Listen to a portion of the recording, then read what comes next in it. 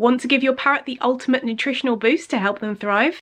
Here's my guide on how to sprout seeds, grains and legumes for your parrot. Hello fellow bird nerds and welcome to my guide on how to sprout seeds for your parrot. Today I'm going to tell you why sprouting is so important and nutritious for your bird. I'm going to show you our DIY sprouting mix that we make here at BirdNerd HQ for all of our birds. And of course, most importantly, I'm going to show you how to sprout as well, so do stick around to the end.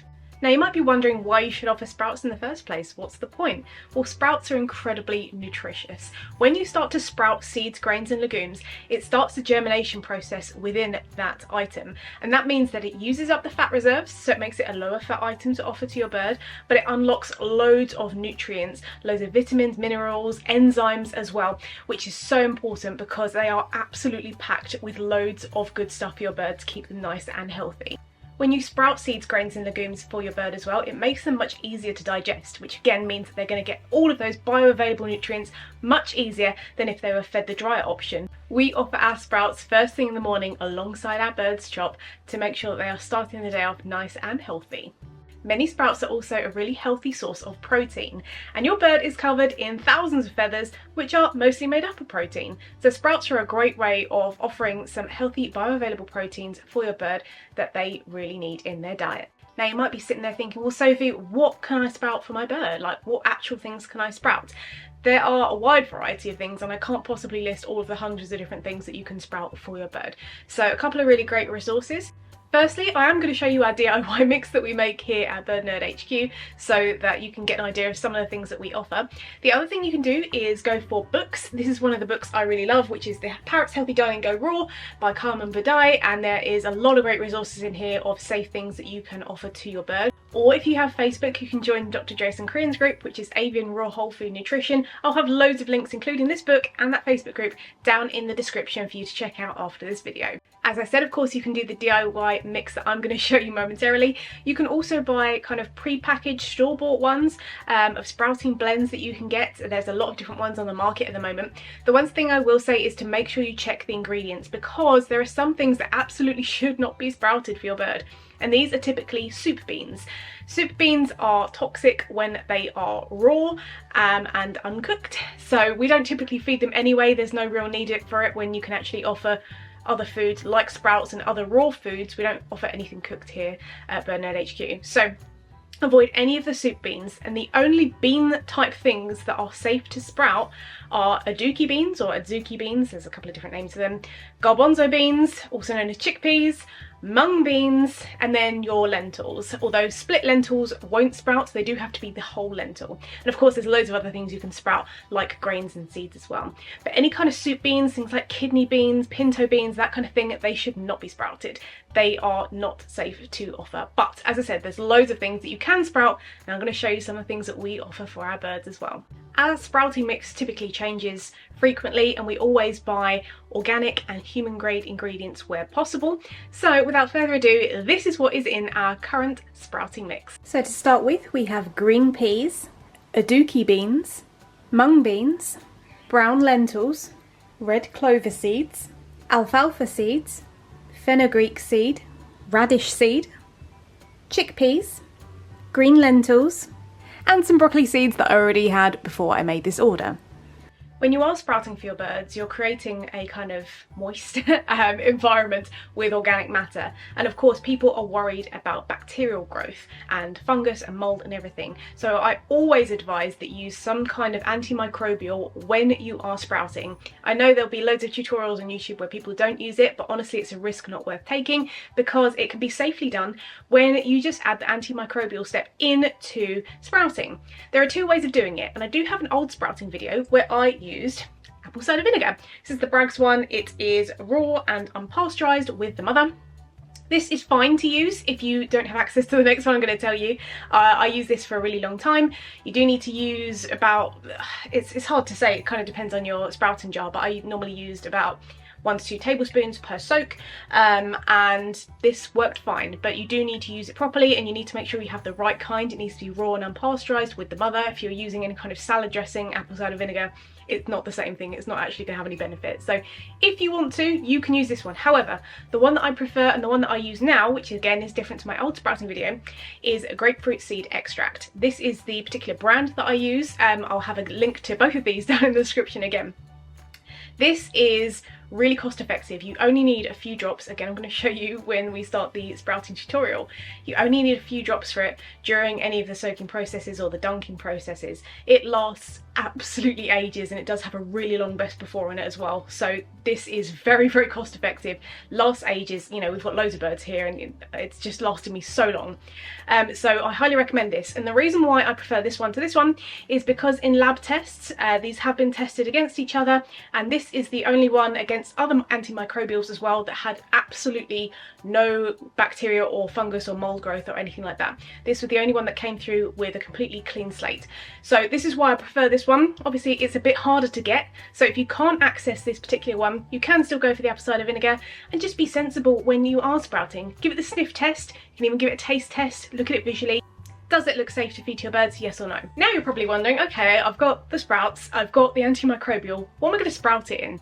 And I've got 3 here to show you. They all have kind of pros and cons and that kind of thing. So the ones that I used for a really long time were these ones. They are in my Amazon store. They're fine. They function. They've got the kind of plastic lid where you can actually have it at the 45-degree angle, which is what you need when you are sprouting to allow the airflow and things and allow any excess water to drain out. The only thing I find with these is the plastic lids are a bit harder to clean, and they can trap in things like limescale, which isn't harmful to your bird.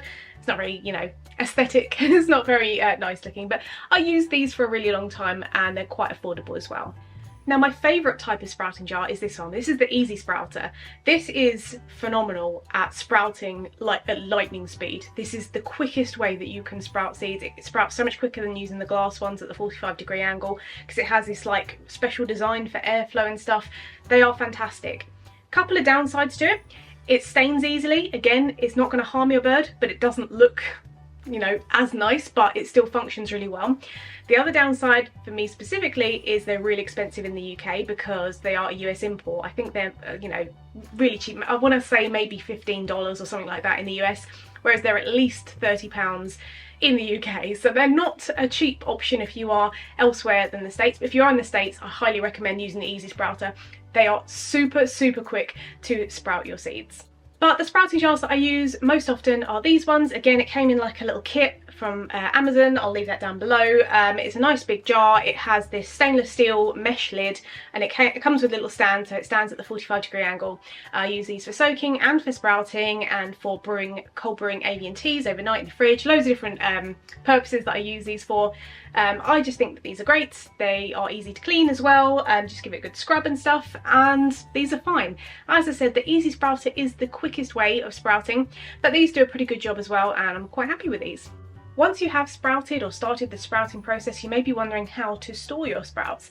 And for me personally, I do it a little bit differently to some of the other kind of tutorials and things online. So I will just keep sprouting on the countertop or in the fridge depending on how hot it is, and I would just serve each day from the actual sprouting jar. So I'll kind of serve at different stages of the sprouting process, and that's, you know, really enriching for my birds. It's easy to do. Some people will get them to the sprouting stage and then they will put them into the fridge in an airtight container. That can work too. It's not something I personally do because I don't feel the need, because I sprout enough as I go, and I just kind of have a system where I have a couple of jars on the go, and that works really well for me and my birds.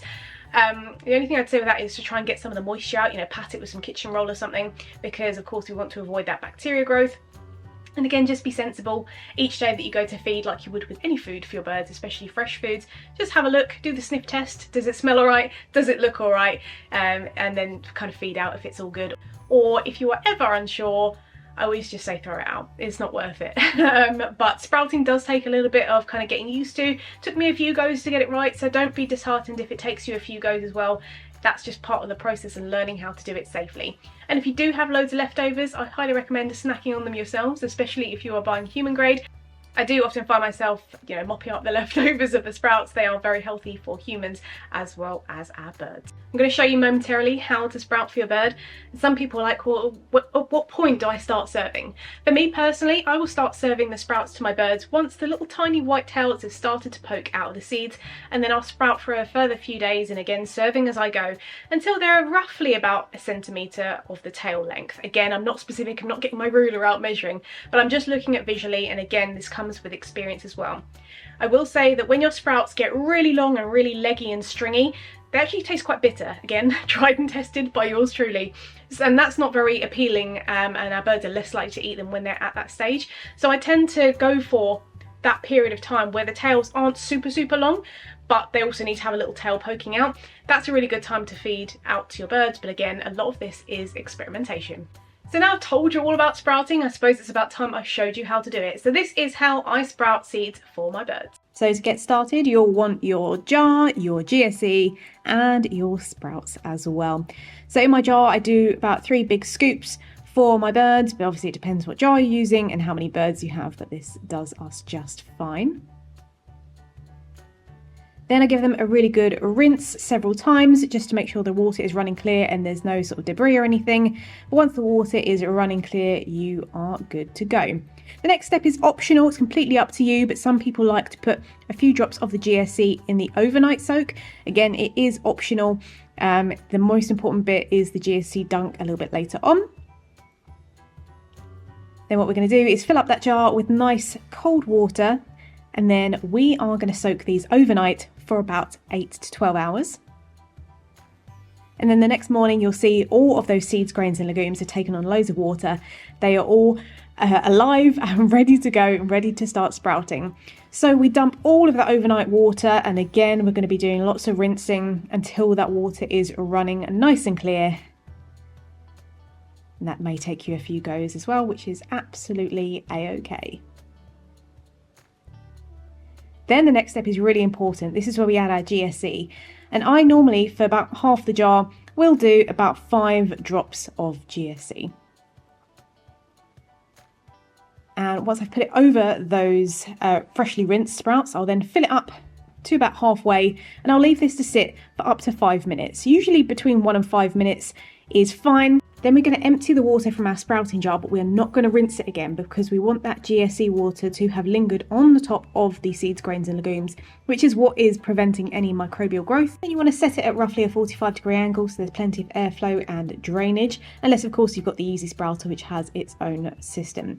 But if you've got a sprouting jar like this, you leave it at this angle, and then what you want to do in the morning and evening is do that same step again. So you want to rinse and then do the GSE dunk morning and evening, and then set again like this for your sprouts to grow. And usually within about 24 to 48 hours you will have some very luscious sprouts growing just like this. It may take a little bit longer if you have quite a cold home. They may go super quick if you have a slightly warmer home, but these are ready to go. I hope you enjoyed seeing how to sprout seeds for your birds. Comment down below if you have tried sprouting with your bird. Let me know if you have any questions about the process that maybe I haven't covered in this video, because I'd love to speak to you. But if you would like to try the next step, which is even more nutritious than sprouts, that's microgreens. They are really easy and kind of less maintenance, I'd say, than sprouting, and you just kind of leave them on a windowsill to start growing. But if you'd like, again, the actual process and tutorial of how to do it, check out the next video. But in the meantime, thanks for watching, take care, and I'll see you in the next one.